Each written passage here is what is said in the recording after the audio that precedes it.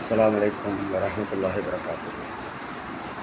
இப்பொழுது காலை வேளை ஃபஜர் தொழுகையை தொழுதுவிட்டு உங்களிடம் சிறிய பயான்களே பேசுகிறேன், சிறிய தகவல்களை சொல்கிறேன்.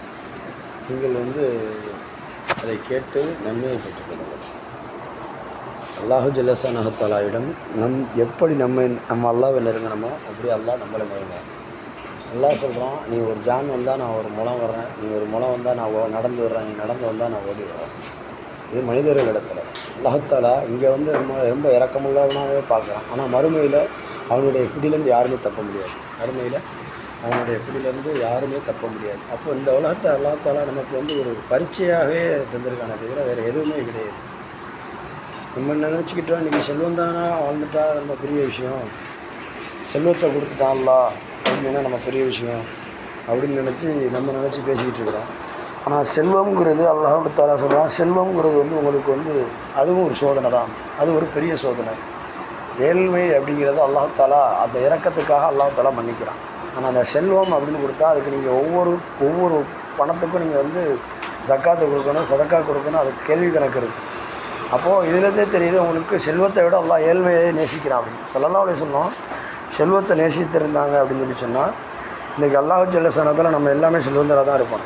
ஏன் ஒரு வேளை சாப்பிடணும், அடுத்த வேளை நான் அவன்கிட்ட கையேந்தி கேட்கணும் அப்படின்னு கேட்டாங்கன்னா அல்லாஹ் அவங்கள விரும்பணும். ஒவ்வொரு இறைநேசர்களும் பெரும்பாலும் செல்வந்தராக இருக்க மாட்டாங்க. ஏன்னா அவங்க கேட்குற துவாக்கள் எல்லாமே கபூலியத்தாகும். ஆனால் அவங்க செல்வத்தை கேட்க மாட்டாங்க. ஏன் அப்படின்னா செல்வம் வந்தால் நம்ம மாறிடுவோம்னு அவங்களுக்கே தெரியும். அல்லாஹ்வும் அந்த இதை சொல்கிறான், நீ பணத்தால் உன் மனம் எப்படி மாறக்கூடிய தன்மை இருக்குது. ஏன்னா அந்த பணங்கிறது நம்ம குணங்கள் சரியாக இருந்தால் தான் அந்த பணத்தை நம்ம சரியான முறையில் யூஸ் பண்ண முடியும். அந்த பணத்தை மட்டுமே நம்பி வாழ்ந்தோம் அப்படின்னு சொன்னால் கடைசி வரைக்கும் நம்ம இயலாமையில் தான் இருப்போம். இயலாமை அப்படின்னா ஒரு அரக்க குணங்கள் உண்டாகும். இதுலேருந்து அல்லாஹ் தஆலா நம்மளை பாதுகாக்கணும். அது எல்லாவரையும் சொல்லலை, ஜக்காத்து சதக்கா எல்லாம் கொடுத்து அல்லாஹ்வுக்கு கட்டுப்பட்டு வாழ்கிறவங்களை தவிர. அப்போ நம்ம எப்படி இருக்கணும், எப்படி வாழ்ந்தால் பிடிக்கும், ஒரு கணவன் எப்படி வாழணும், ஒரு மனைவி எப்படி வாழணும், ஒரு குடும்பம்டா எப்படி இருக்கணும், ஒரு அந்நிய ஆணை வீட்டில் வைப்பது தவறு.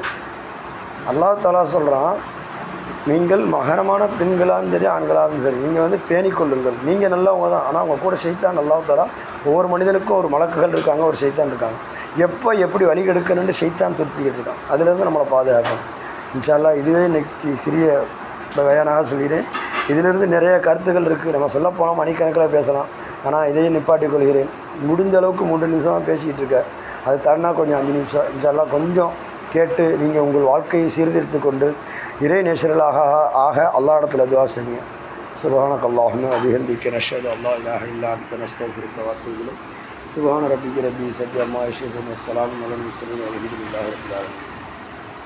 ஸல்லல்லாஹு அலா முஹம்மத் ஸல்லல்லாஹு அலைஹி வஸல்லம் ஸல்லல்லாஹு அலா முஹம்மத் ஸல்லல்லாஹு அலைஹி வஸல்லம் ஸல்லல்லாஹு அலா முஹம்மத் யா ரப்பி ஸல்லி அலைஹி வஸல்லம். அஸ்ஸலாமு அலைக்கும்.